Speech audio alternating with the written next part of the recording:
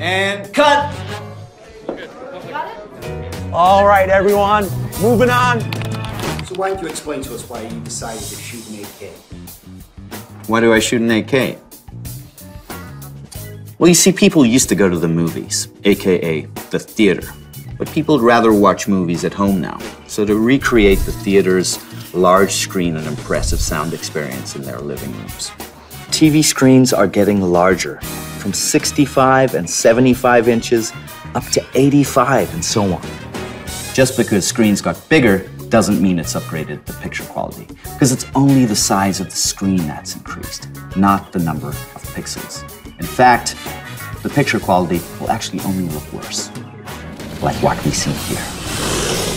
But what if we fill the blank spaces with more pixels?